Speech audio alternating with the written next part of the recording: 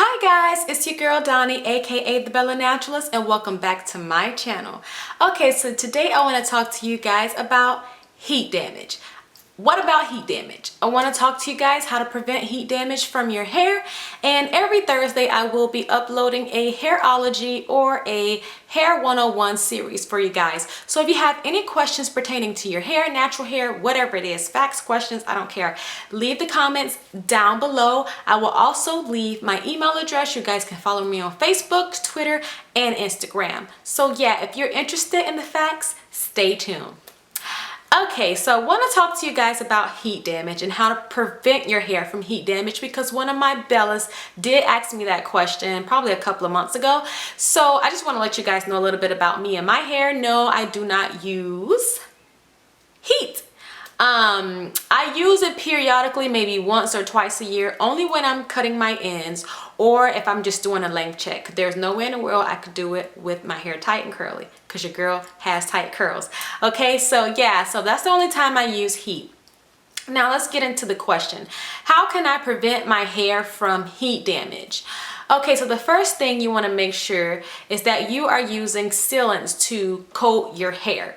I know that a lot of naturalistas are using the lock method when they're styling their hair, but when it comes to using heat, you want to make sure that you're using some leave-in conditioner. You want to make sure that you're using heat protectants and also serums, because there's heat glossers out there as well. So you guys want to make sure that you're using it. It doesn't matter what brand. When I am about to blow dry or flat iron my hair, I do use the TRESemme heat protectant spray. So that is what I am familiar with. But there's so many different things out there. There's Creme of Nature. There's just so many different companies. The organics olive oil, just everything. So make sure that you guys are using a sealant for your hair. Now, if you want to be extra careful, yes, you can put heat protectant on your hair at night. And when you wake up in the morning, you can put it on before you style your hair with some type of heat.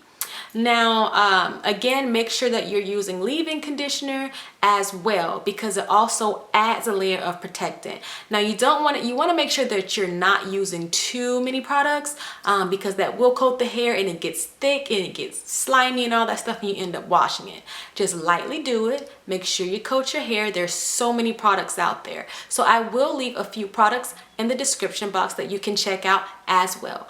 Okay, so the next thing is if you're using a hand blow dryer or a hooded blow dryer or a cap blow dryer, you want to make sure that you check the temperature. There's always a temperature on there, either it's low, medium, medium hot, high, whatever you want to call it. On the hand blow dryer, there is a high and there is a low, and then there's a cool button. So if you guys are using it on high, make sure you periodically hit the cool button. If you can't do that, go ahead and make sure that you put it on low the entire time if you want to be careful. Now, yes, the low does take a little bit longer, but you know, in the end, your hair and your curls are still popping, okay? So you want to make sure that you're doing that. If you are under a hooded blow dryer, make sure that you leave it on medium. Never get too high. If you get too high, it will get hot. And Bellas, when I tell you that the hooded blow dryers are hot, you want to make sure that you don't get too hot, period. Okay, so those are my tips with that. Now, when it comes to using flat irons, there are 3 different types of flat irons that I am aware of. There's the ceramic flat iron, there's the titanium flat iron, and there is the tourmaline flat iron.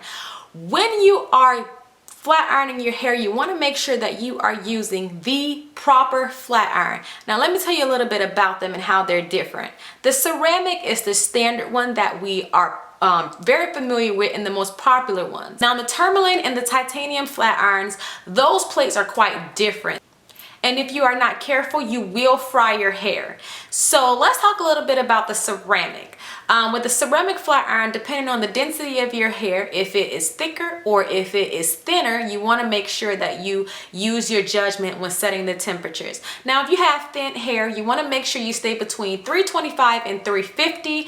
Now, you will not achieve that bone straight hair, but again, you want to make sure that you do not damage your hair from the heat. Now, if you have thicker hair, yes, you can go up to about 400 degrees because your hair is able to handle it and it's a whole lot thicker. Now, again, you want to make sure that you adjust the temperatures to the correct setting so that you do not suffer from heat damage. Now, when you're dealing with a titanium or a tourmaline type of flat iron, those plates are very hot. They're metal, so you want to make sure that you keep those down low. If your hair is thin, I do not recommend for you to use those type of flat irons because you will suffer from heat damage. But if you have thicker hair, you want to make sure that you put it to maybe about 350, 375, and you want to only do between 1 to 2 passes. You don't want to have it on 400 degrees because I'm telling you, those metal plates, they get really hot and it will burn your hair, and yes, you will suffer from heat damage.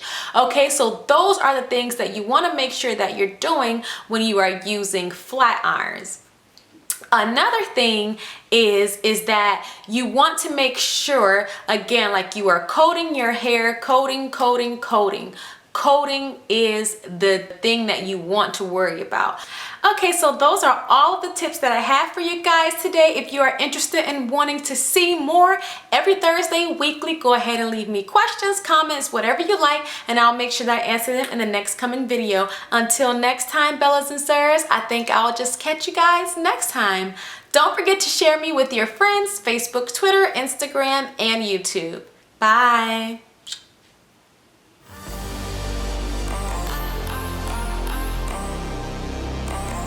Textured bun, go ahead and give me a thumbs up. Yes, girl, I did do this with my natural hair. No weave added. So if you guys are interested in wanting to see this tutorial, go ahead and give me a thumbs up. Yes.